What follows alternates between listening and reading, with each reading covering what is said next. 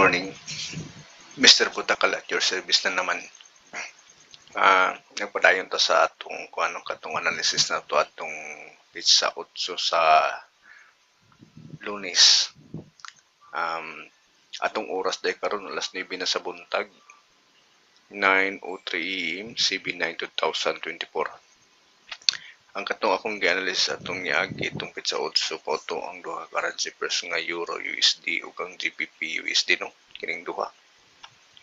So gabi before natapos ang London session mga alas 12 nagkuan ako nag-set na ko akong pag-analysis pero pag-execute na ko karong buntag before nag-open ang kining Asia alas 8 diri sa kining Japan ang Tokyo. So mo ni karon akong posisyon nag-execute ko sell balik mga duha o tulo ka adlaw nga pag-hold sa posisyon. So mao ni siya. So disclaimer lang kini akong gibuhat diri, gabay lang ni siya, dili na ingon nga mao ginisumban na ninyo kay basig mo hinungdan nga maguba inyong mga trades. So par karon ang dagan mao na ni siya mo ni ang gahapon nga dagan niya. So naipag-post na mga sa sellers ni kaning nga banda. Mao ni siya diri dapit mao ipag-post sa sellers. So kini nga candlestick mo ni karon nga adlaw. So moupod ang GBP, moupod siya padakon tani gamay ha. So mao gyapon ang GBP So naay do na dako nga pag-post sa sellers kani siya nga week. So nag-execute na po kog sales. So balik duha o tulo ka adlaw nga pag-hold sa posisyon ako. So mao ni siya. So ang katong last na kong kuan ang gold wala pa ako magkuan og analysis kay hindi pa man sa diri banda sakto tong gibuhat ako gahapon nga pagbutang og volume ang significant volume na diri dapita. So meaning diri lang ni siya taman. So agad siya nagpalibak diri ra taman. Congratulations sa nag-execute og sales gahapon. So nasiguro ni around sa mga 400 o 450 ang iyang dagan sa kandol sa gold.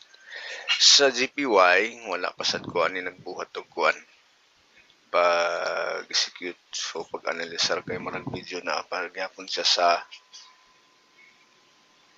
pag kung ato mudagan tani sa ubos nga time frame siguro mga nag-consolidate pa na siya o nag-accumulate. Kani nga banda diri kining gagmay mo na siya mga volume dagko ding mga volume so diha na sa taman. So na siguro ni mga duha o tulo ka adlaw before ti masaka maghuwat na diri kay aron taas-taas ang atong panahon kay kung diri magud mortag mahulog diha nga maipit magbalik-balik na sa diha may posible di nga masunog ang imuhang gibutang. Sumuo ning mga players kung gipang gamit Euro USD, GP USD, GBP USD, USD GPY, Euro kuan siya Swiss franc, Hungarian foreign, South Korean won, USD nga Hungarian, yang quote is Hungarian foreign o ang Euro gold. So ani ni siya So karon diri lang ko taman siguro sa atong pag-analisa pero maghatag unta ko ninyo kuan para sa katong ganan mag-scalp. Ang ganan mag-scalp ato ta sa ubos nga time frame diri sa 4 hours. Kani siya didapita mo ning last move niya gahapon kaning pula. So diha mo magsugod, mag-execute og sales katong ganahan mag-scalp. So para secure mo diri mo mag-execute og sales kaning katapusan nga kuan sa may linya or else kaning katapusan week ani nga candle kaning isa karon na umaabot nga isa na karon nga adlaw diri mo mag-execute og sales. So butang mo dag TP1 or TP2 para dire-diretso na mao gyapon ang buhaton nyo dito sa GBP USD pero kung balihon ninyo para kung di man ta pare-pareho og pag-analisa ra mag-execute mo buy mas maayo diri mo dapita sa ibabaw. Patapuson nyo tanan ni kini nga candle patapuson nyo na pagdagan kung moabot ni siya diri siya sa ibabaw diha mag-execute og buy ayaw mo diri dapita kay mahulog mo diha nga maipit. Mao na siya ang mag-execute og buy. Pero kung mag-execute mo og sales kani nga last candle week, kung ma-break niya ni, so diri mo mag-execute og sales. No? Kay mo man ni last na karon natapos naman yang upat ka candle karon nga adlaw gikan sa alas 4. So diri dapita kung maabot kung ma-break niya ni karon kini bagong open ma-break niya ni diri. So diri yung mag-execute og sales. Magbutang mo diha at tumudagan sa 30 minutes kung magbutang mo sa inyong mga stop loss para dili dako inyong stop loss dako inyong profit. Sa it's 4 ato sa 30 minutes ang 1 hour ato sa 15 minutes, okay? O sige.